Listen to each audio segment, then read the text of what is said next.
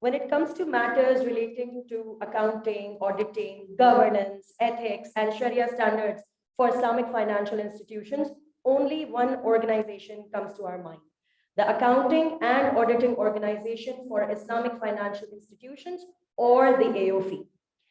Our next guest is Secretary General of AOFI, Mr. Umar Mustafa Ansari. Mr. Ansari is a fellow chartered accountant and has served as partner at Ernst & Young, Fort Roads, Siddharth Haider, Pakistan. Mr. Ansari's key area of expertise includes assurance and advisory to Islamic financial institutes. Mr. Ansari is a member and ex-chairman of ICAP committee responsible for the development of Islamic standards, and he serves on numerous prestigious committees. Mr. Ansari will shed light on the 32 years of AOFI and its role in the growth of Islamic finance. Please give a huge round of applause to Mr. Ansari.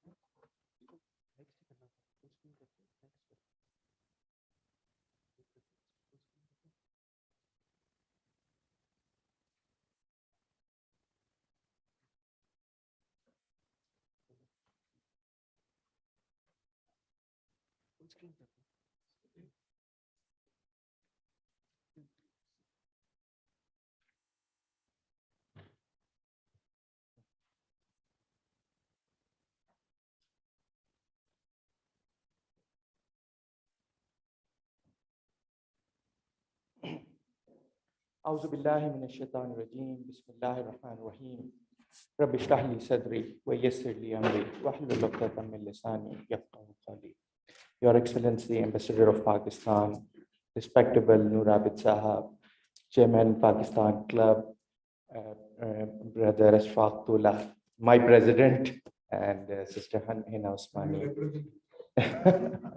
Our president. It's my institute and it's my future as well. My eldest son is also doing chartered accountancy, so it's my future as well. So, ladies and gentlemen, Assalamu alaikum wa rahmatullahi wa barakatuh. It's indeed the greatest pleasure for me to be here at, representing AOFI and doing something for my own institute and my own chapter of Bahrain ICAP. And I'm so much pleased to be here in front of you and with this opportunity of working together. I think there are a lot of things that need to be said. Some of them I'll be able to say, but some of things maybe we need to collaborate further with ICAP and the Bahrain chapter in time to come. Today, I'm not going to talk about digital banking. The first thing that I need to talk about, and I believe Mr. Noor Abid was even better than me to talk about this because he's one of the founders and the most important contributors to AOFI, but this is my given responsibility. So I'll talk about AOFI, and a little bit I'll talk about how AOFI and ICAP and Pakistan have to collaborate. Accounting and Auditing Organization for Islamic Financial Institution. This is something that was a dream in 1987 until 1991. And what the objective was, it was to set up standards for Islamic finance. Now, when we talk about standardization, what is the need for standardization and how it benefits the economies and how it benefits the industry? This is something that is itself needs some time to discuss upon. But the most important part is that standardization actually provides the maximum benefits to the stakeholders at large. I don't think that today is the right time for discussing it, and I was because the time is limited. So I'll just touch upon some of the most important benefits of standardization that are achieved by the industries and stakeholders at large. Some of the most important aspects that I would like to touch upon are that the standardization actually improves efficiency. It reduces cost. It reduces duplications of effort. It provides you better human resources. It provides you human resources across the globe, which are able to work in different parts of the world in the same manner. And this is something that actually helps the countries to attract investment in the long run, because when you work according to the appropriate sets of standards and the global stakeholders have a confidence level at you that you are working according to the right standards and you are working according to the right approach and you have the right resources available and you are not going to waste waste time and effort on reinventing the wheel every time. So these are the things that actually provide you benefits for the stakeholders, for the industry, but I would say even for the countries. You will see that there are countries that are actually focusing significantly on the standardization because they want to attract foreign investments and they want to provide more stable and sustainable business and work opportunities within their countries, not only for their own people, but for outside. And for countries like Pakistan, as I will like to touch upon this thing, actually that provides a greater opportunity for having human resources that can work globally. So this is something that I like to touch upon later as well. AOIFI in a nutshell, we were formed in 1991. I'll quickly share a very quick time series with you as well. We actually have 3 boards in a nutshell, and we develop standards in 5 areas, and we collaborate with other more important standard setting bodies on the Islamic side as well as where possible on the conventional side as well to come up with the best possible standards for Islamic finance industry. Standard setting doesn't end when you actually write a standard or issue it to the market. Rather, it's very important. And I remember, you all know Dr. Aishat Hussain. He was recently, in last term, he was chairman of our governance board. And he used to say something which I quote quite often, that standard setting is not something that you can do in a boardroom. This is something that has to be attached with the overall industry, how it is working. At all stages, you need to take the necessary input. You need to take the interaction. You need to be interactive with the market during the development phase as well as preparation phase as well as post-implementation phase. So this is something very important that we try to do. And from that perspective, we work additionally on the general awareness part. We work on the market development part for the newer markets. We work on the capacity development part, human capacity development part in particular. So these are the areas which we believe are integrated with the standard setting function. So we try to work in an integrated manner on these areas. Similarly, I would like to talk about the sets of standards that we develop. And we believe that those sets of standards in 5 areas that we are working together, this is very important to understand the philosophy for that. The Sharia is the core for Islamic finance. The Islamic finance emanates from the need for Sharia compliant financing. So the Sharia standards and the Sharia principles and rules which apply on the products and services are primarily I would say, the centerpiece of our standards, that is our Sharia standards. But that is not sufficient. You can have the best rules available in the market, but if you don't have a good implementation mechanism for that, how that can work? And here comes our governance standards, which provide a good governance mechanism and controls which are necessary to get these standards implemented. Then the third part comes with the accounting part, because whatever is done needs to be recorded and reported in a manner which is consistent with the same principles of Sharia. You need to identify the right risk profiles. You need to identify the right balances and the profits and losses that are attributable to different stakeholders. And you need to provide appropriate disclosures, not only to the direct stakeholders, but also to the indirect stakeholders and industry at large, and stakeholders at large who have a confidence in you as a Sharia compliant institution. And that for that purpose, the accounting standards become necessary. And then you need to have proper audit and Sharia audit standards in order to make sure that these are reflected, whatever is reflected in the financial statements, and how the operations and services are done, and how these governance standards and Sharia standards are implemented. This process is audited in an appropriate way. So this is the fourth part of it. And I would say the last part, but not the least, is very important, that Sharia compliance is the form, legal form. But ethics and values and doing the things in the right way is actually the soul of it. So we develop standards on the ethics part, codes of ethics and other areas as well. So Sharia, accounting, audit, governance, and ethics, these are the areas where we develop standards. We don't develop standards in the areas related to solvency, capital adequacy, and other regulatory matters for which we collaborate with Islamic Financial Standards Board, which is the other important Islamic finance standard setting body. And it might be a good news for all of you that in recent past, we are working together with them as well. And recently we issued exposure draft of our first joint standard with them. So this is very important to understand that this all is a bouquet. And this is very important even from ICAP's perspective, because I'll touch upon this thing later on, that sometimes some of the regulators are more interested in Sharia standards. Like in Pakistan, the Sharia standards of AAOIFI are adopted by SBP and also by SCCP.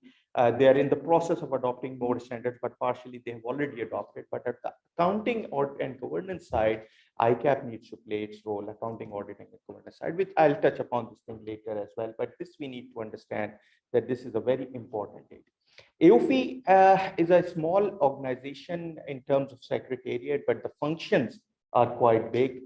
We have 3 technical boards: Sharia board, accounting board, governance board. Now, recently we have formed a public interest monitoring consultative committee as well, which is in line with the global best practices of standard setting. We have our own the board of trustees, and under the board of trustees, we have our own governance system, having multiple committees, etc. 1991 was the time when there was an MOU. But before that, I would like to touch upon that in 1987, the process started when Islamic Development Bank's training wing, IRTI, Islamic Research and Training Institute, actually developed a study which identified the need for it. And then it's all history that in 1991, there was a MOU signed to form AAOIFI, and then since 1992 it started functioning. We are so much thankful to the Kingdom of Bahrain and Central Bank of Bahrain being our host and leading the way by adopting our standards and providing the opportunity not only to AAOIFI but also to other Islamic finance infrastructure bodies, the way they have worked on this. And we are so much thankful to them, and we are thankful to even other institutions that are working in Bahrain, particularly BIBF. A lot of areas we are collaborating with them as well. The history goes back to that time, but if you see, it is an evolution process. We started with the accounting standards and accounting statements, then we came up with the auditing and governance standards, and later we decided to establish a separate Sharia board. Sharia board was always there, the Sharia committee was always there, but that was actually assisting the accounting and auditing standard setting. But later we started developing in 2002, we started developing our own Sharia standards as well, which are now, I would say, even if I say these are the Bible of Islamic finance, and I would like to refer a quotation by one of our accounting standard board chairman. He says that even in the countries where you don't feel AAOIFI is, you don't see AAOIFI standards are legally adopted, you will still smell AAOIFI, which means that the countries where it is not even legally adopted, you will find that the AAOIFI Sharia standards, accounting standards, governance standards, these are referred to even on a voluntary basis. And there are a lot of countries, even non-Muslim countries, where institutions have voluntarily adopted our standards as well. This is a quick look at our founding members. We have 6 founding members and the large member base. The total members are nearly 250, I would say, but not all of them are active. Some of them are not active anymore, or some of them were merged with each other. But we have a very large base of members coming from 35 plus countries. These are just selected names of our regulatory members, our institutional members, and these are the institutions with which, only the selected institutions with which we have our MOUs and working collaborations. A very quick summary of this very important information, that is AAOIFI's footprint, as to how and to what extent AAOIFI standards are adopted in different parts of the world. You will see that there are 19 countries that regulatory jurisdictions in 16 countries that adopt our Sharia standards fully, and we are so much so much proud to announce that Alhamdulillah last year Bahrain decided to make them part of law. So in Kingdom of Bahrain, our Sharia standards are now part of law. Not only are adopted as a regulation, but are part of law, and we are looking forward towards more countries to go in the same direction.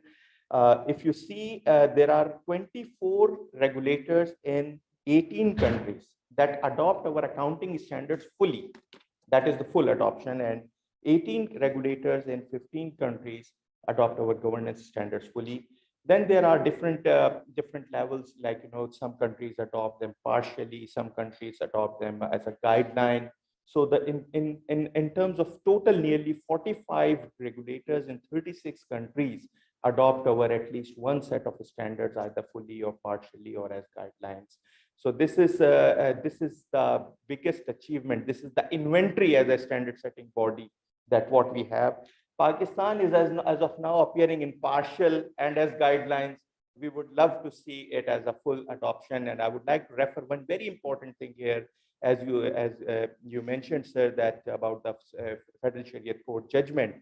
I would like to say that AOIFI contributed greatly towards that judgment, because the judgment refers to AOIFI standards as a means of possibility of implementation Islamic finance in full. They say that now with the availability of these standards and with partial adoption of these standards already in Pakistan, it provides a much better opportunity to convert it fully. And we are so thankful to honorable court on that. But we believe that as AOIFI, I am a Pakistani and I belong to ICAP, but even otherwise, we are available for all over the world. But for Pakistan in particular, we would say that we are available. We'll try to make all efforts for that. These are our standards available in multiple languages, including our Sharia standards are available in Urdu language as well. We are thankful to Pakistan's Banks Association as well, Islamic Banks Committee, as well as the central bank for that. We have our own certified certification programs and fellowship programs. We have around 2,390 fellows who have passed our programs, either CSA or Certified Islamic Professional Accountant program from 38 countries. And again, there is a large number from Pakistan, but there is again one of the things that we and ICAP need to collaborate more on development of Islamic finance accountants and Islamic finance auditors and Sharia auditors. Quickly on the awareness and advocacy, we are doing a lot of things. We are having conferences, we perform public hearings as a part of standard setting process, as well as awareness program as well. We conduct a lot of roundtables and workshops. A lot of things actually happen on a physical basis in Bahrain or in other parts of the world. And now most of the activities we are doing online as well, with an opportunity to work together. We have developed multiple reports. We are publishing our journal now for last several years, Journal of Islamic Finance Accountancy, JOIFA, and issuing newsletters from time to time. Now coming, I'll take just a few more minutes, and particularly on this very important aspect, the vision of Quaid-i-Azam Muhammad Ali Jinnah at the time of inauguration of the State Bank of Pakistan, which was his last public speech. And here it is just a quotation, but I would like to touch upon one very important point. And he says that we must work out our destiny in our own way and present to the world an economic system based on the true Islamic concept of equality of manhood and social justice. This is something that we are forgetting this thing as a vision of the founding father of the country, and we re-emphasize on this thing, and the Federal Sharia Court judgment is a very important step in that direction. Again, the judgment is in line with the Constitution, Article 38F, where it says that the state shall abolish riba. And when I read the judgment, I felt I'm proud to be a Pakistani after seeing that judgment and this thing. And this is something that is, you don't find everywhere. And I'm so proud on this. And I hope that we are able to work together on these areas. There are some quick facts. Mr. Tola and others have already identified Pakistan Islamic banking with the support of central bank and government, as of now is nearly 20% already. The Takaful is at 12% already. Mutual fund, I don't have the picture, but actually mutual funds are more than 30% now, roughly. And pension funds are more than 60% already Islamic. So the data, alhamdulillah, is already quite positive without a formal plan for conversion. Inshallah, we hope that when this formal plan for conversion comes, and we are so much positive about it, seeing the task force being formed by the federal government, we hope that the things will be moving in the right direction. The data for Pakistan is particularly very positive, alhamdulillah. If we can see, there are some strengths and opportunities I would like to skip, but just one thing I would like to mention, and this I mention every time we have a common event with SBP or ICAP. I say that Pakistan is taking too much from AOIFI. AOIFI is taking too much from Pakistan, and Pakistan is not taking enough. Means Pakistan is not still adopting all of the standards. But if you see, I just want to say that alhamdulillah, Pakistan's human resource in the banking sector, in the financial sector, but particularly in the Islamic finance sector is probably the best. You will find the best human resources sitting in all the important organizations related to Islamic finance around the globe. Our boards, if you see, even our board of trustees have two chartered accountants and one more member of the member representing Pakistan. Our Sharia board has our chairman, His Eminence Sheikh Taqi Usmani, who is from Pakistan. The AOIFI accounting board has 3 members who are chartered accountants, 1 from ICAP, but 2 were nominated by the big 4 firms from within the region, not from Pakistan. So it was not that we went to Pakistan and we picked so many people. No, they were nominated by Ernst & Young, by Deloitte, by Central Bank of Oman, Central Bank of Bahrain. These are the organizations that appointed Pakistani chartered accountants and other Pakistani experts, because alhamdulillah, we are providing globally some of the best human resources. And once again, I would like to emphasize that this is an area on which ICAP needs to build upon to develop more and more top quality human resources for Islamic finance, and for which we can have more collaboration programs. Our Public Interest Monitoring Committee has 2 representatives. Our governance board has 5 actually Pakistani or Pakistani origin people. And again, only one of them is taken as a representative of Pakistan. All others are representative of other organizations, alhamdulillah.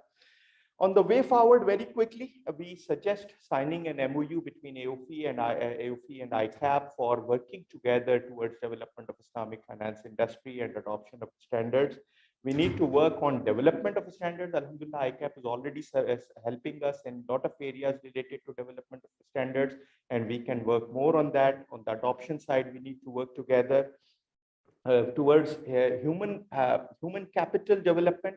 A lot of work can be done. Our programs can be offered jointly by AOIFI and ICAP for development of top quality resources. There are more areas. We are already working on some of the public hearings and other events together with ICAP and SPP Pakistan, and we hope that these are the areas where we can build upon further.